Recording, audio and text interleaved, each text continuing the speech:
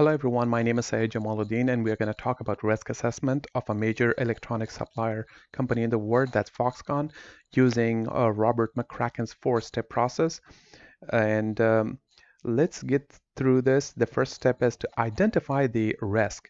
Whenever we have a risk, so we have to identify the risk, and a better definition of risk is the exposure of anything um, that may stop an individual or organization from accomplishing their objectives. And the key is that risk should not be associated with a negative event. It should be associated with what might stand in the way of an organization.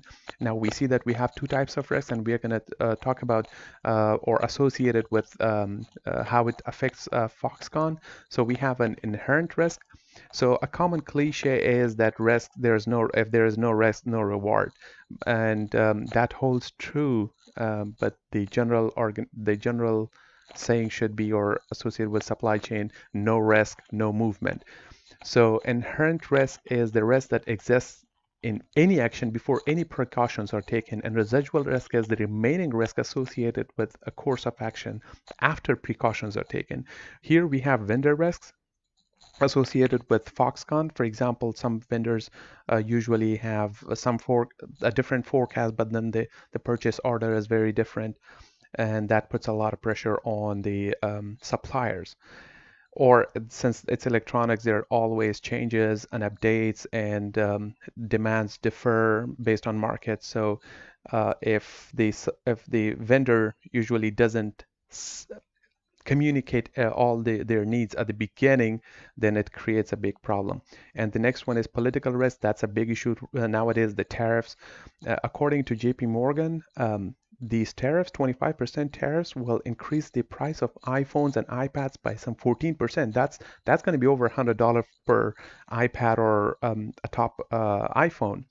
Or intellectual property that they are going to talk about in Japan at the moment. That's a big issue right now, like technology theft and all that stuff. Foxconn is also being sued by Microsoft for not paying their royalties. There are some other risks such as supplier risk. If vendors change their order, this will put pressure on the suppliers to supply enough materials to fulfill the orders. If raw materials and other supplies are on hand, it's good. But since the inventory is a burden on the company, so many efficient companies such as Foxconn do not keep any excess inventory, and a sudden order will put a lot of pressure on the company. And logistical risk, it's transporting stuff from China to the United States. Since there are tariffs right now, what Chinese companies usually do is they export their products to a company or to a country that's friendly to the United States, and then re-export it back to the United States, such as Malaysia. So what they do is they export their products to Malaysia, and then from Malaysia to the United States. Then that's how they dodge the bullet, or the tariffs in this case. Environmental, it's hurricanes, typhoons, any environmental risk that they can face in order to in order to fulfill their purchase orders. The second step is to assess the probability and severity of the risk. So, for example, at the moment, what Foxconn did is they decreased their revenue projections by $30 billion a year. That's a big amount of money. So that's how they assessed the severity of the risk. For example, Apple is also moving out of China, and that, as we talked about, this will increase the product. Because producing iPhones or Apple products in China would increase the price of iPhones by some 14%.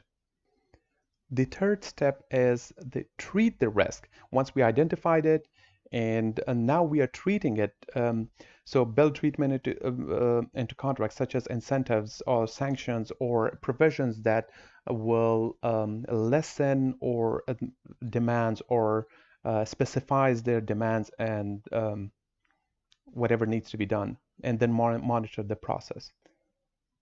The fourth step is monitor the effects after creating the treatment, such as contracts or anything else. Then now we're monitoring the effects of those contracts. If this doesn't happen, if we see that the effects are not taking I mean, it's not effective, then we're going to go back to the first step. So we're going to see if it's agreeable or enforceable. Agreeable, both companies, both countries agree, and enforceable if they don't agree, such as tariffs right now, it's going to be enforced on them.